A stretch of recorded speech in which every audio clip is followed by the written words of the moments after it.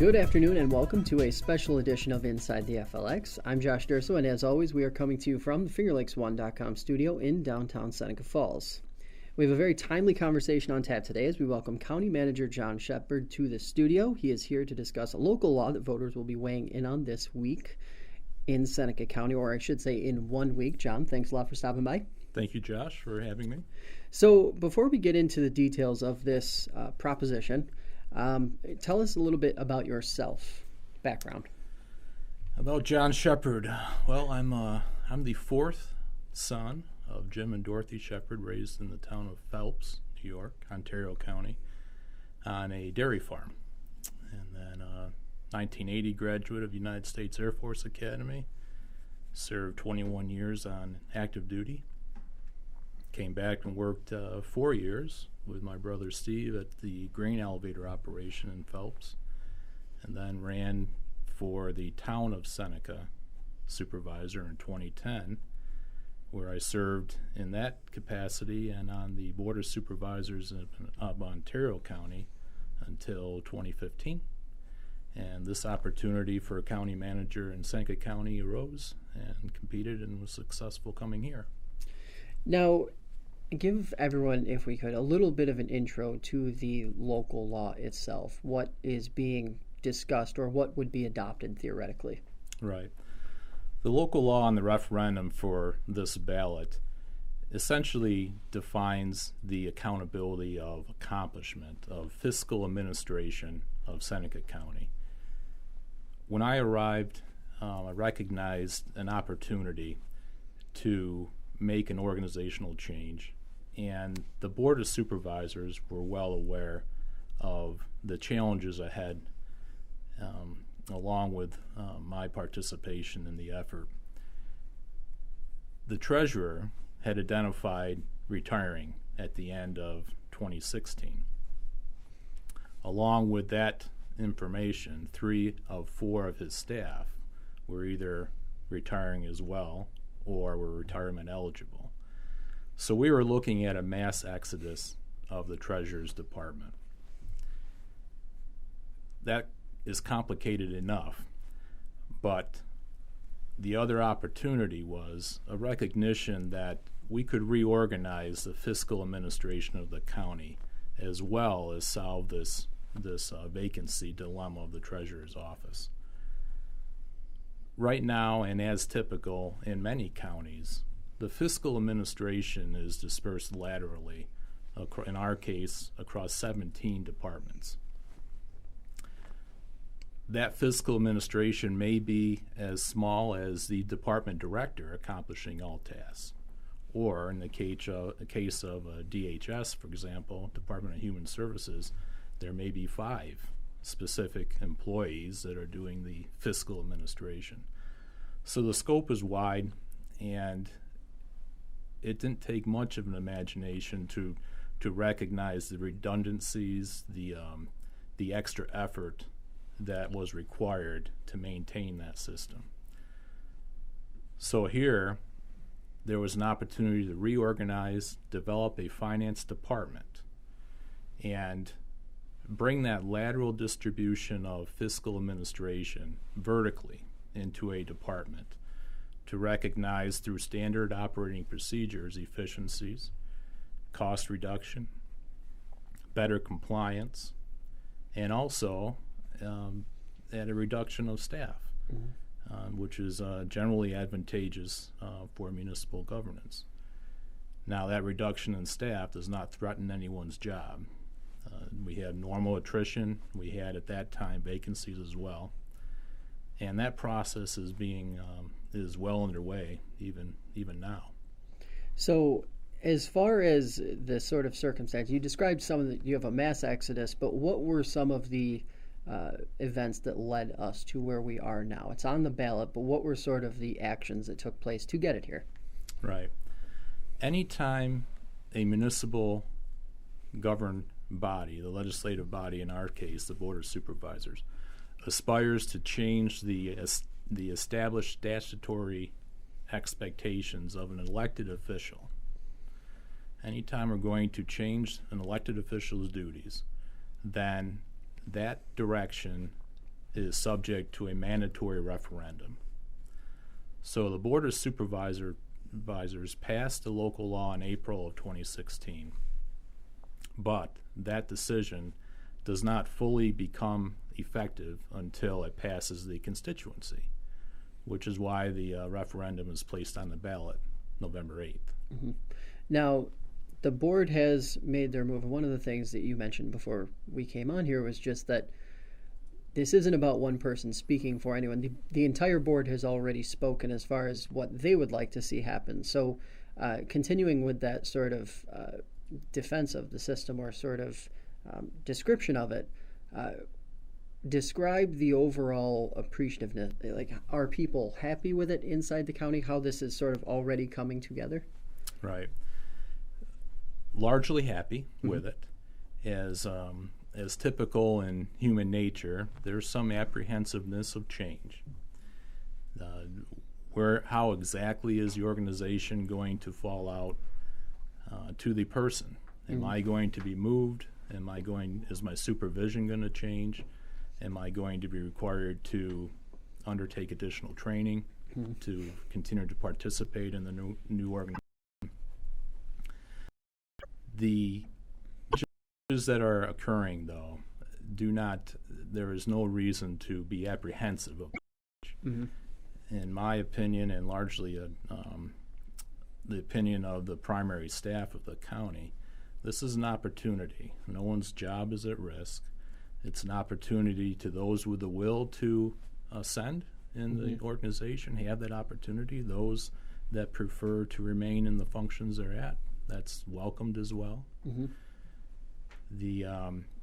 My job as county manager is to help develop the intent of the Board of Supervisors, and I do that with my own life learning experiences and the advice of my staff, the department heads, and through deliberation with the Board of Supervisors. Once that intent is solidified through legislative action, local laws, resolutions, then it's my job as manager to exercise that intent, to implement their directives. And this is exactly that. April 2016, they passed a local law. They found the value in it, and I am here largely on that direction, my job to implement their intent. Right. Since the local law was passed, the finance director was hired, Miss Brandy Deeds, who I might say is far exceeding my early expectations. We've found a real score there. And through the consultation with the treasurer, Mr. Nick Sciatti, and Brandy and the primary staff, myself, we have begun the reorganization. As vacancies occur, we have identified positions to consolidate into the finance department. We have been busy through facilities and other participants to make office space in the existing government office building, and we're well on their way. Now, one of the things in just the sort of third party looking at this, it seems a lot simpler, this sort of approach, this mentality, the vertical as opposed to spread out throughout. Talk to us about what some of the greatest benefits are of this new approach. Efficiency is a large part of it. I can give you one example where the county has a cell phone carrier service. We carry cell phones. Right. Each department has their own cell phones. Each department has their own cell phone bill. Each department pays their own cell phone invoices. If that effort can be consolidated into a system itemized bill, and the finance department can pay that bill and adequately account for each department's use, but electronically, right, through our computer application, then you eliminate all that staff effort for all those invoices. You eliminate all the billing effort, checks, postage, mailings, receipt, opening, And that's one instance, Josh, of many across the system. Now, when you say that, some people might look at that and say, well, you're talking about little menial tasks. But what you're saying is that there are plenty of instances of this across the board where this could be it would be a mass reduction in a lot of ways of manpower effort. Mass reduction of effort, which we can better use in our primary tasks of providing services for this county. In addition to the efficiencies gained, you have the implementation of standard operating procedures from one leader, in this case the department director. Through standard operating procedures, you can standardize the processes across the system. That has several advantages. It places limited resources, because we're all operating under limited resources, to a prioritized list. And we can accomplish the most with what limited resources we have. Also important to me is the method of compliance, because now in one department we have a bold line to auditing functions, reconciliation functions, internal controls across the entire system. And we will be far healthier for it. Now, the thing that a lot of people would probably wonder at this point is, what is the next step? Sort of what happens after approval? What is that the vote goes positively for the county and the proposition is adopted. What is the next step? The next step is to exercise the law. The law calls for January 1, 2017 to definitively implement the Department of Finance in Seneca County. Largely underway now, and that's going to happen regardless. The meat of the law is to place the accountability to those who are accomplishing the task. Josh, we mentioned before that the reason for the law is because we're affecting the statutory expectations of an elected official, which is the treasurer. Right. So this law will reduce those expectations of the office of the treasurer and definitively, by local law, place them on the finance department director through the oversight of the county manager.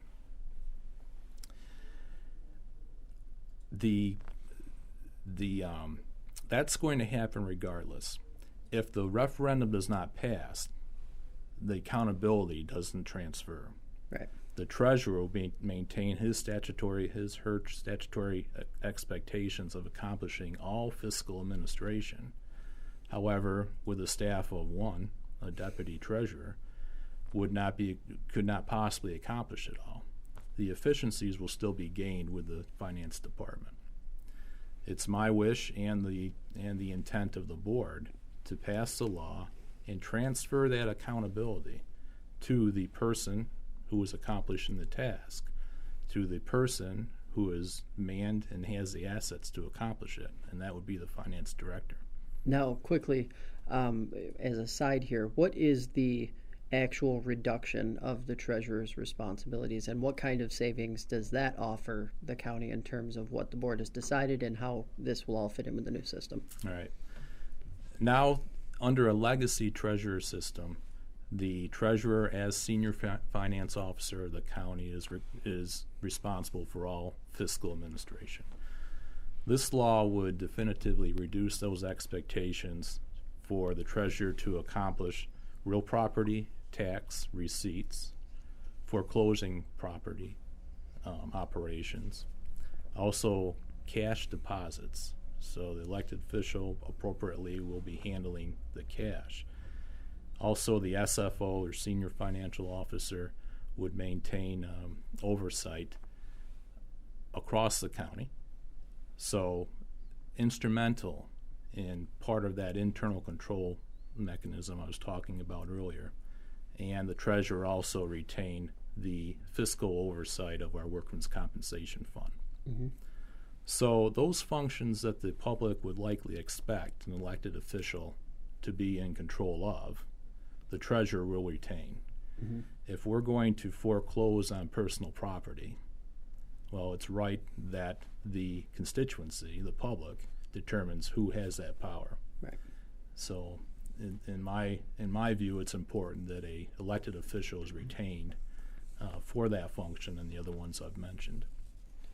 Now, all other attributes of fiscal administration would be under the finance department director and his or her staff.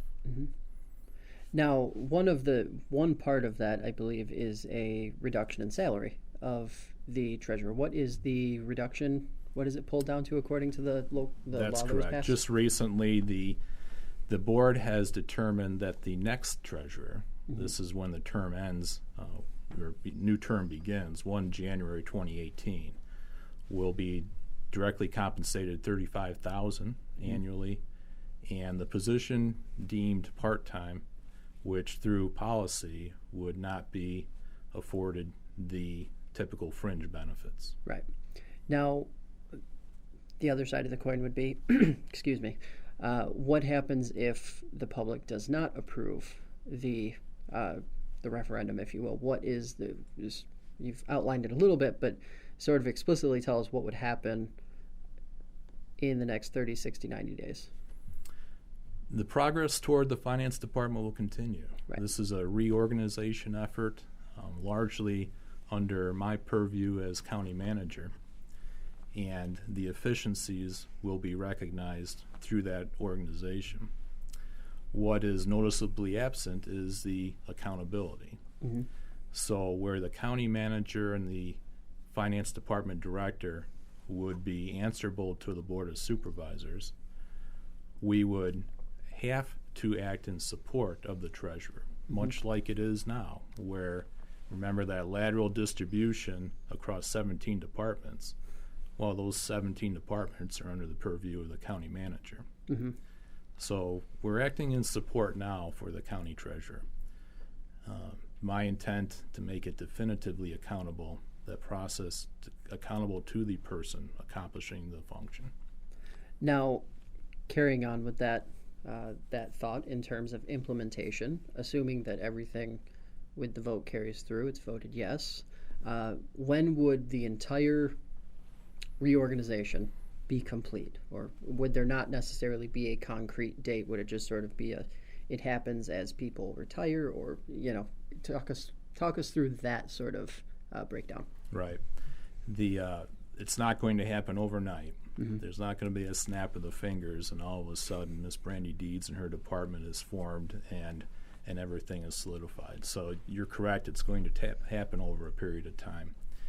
And that time, I would expect, would be no later than the end of 2018, where we have recognized the efficiencies that come upon us through normal attrition and vacancies, and we meter the change and the implementation so that we don't drop any balls as far as compliancy and certainly reporting to the state or meeting any obligations that have traditionally been accomplished.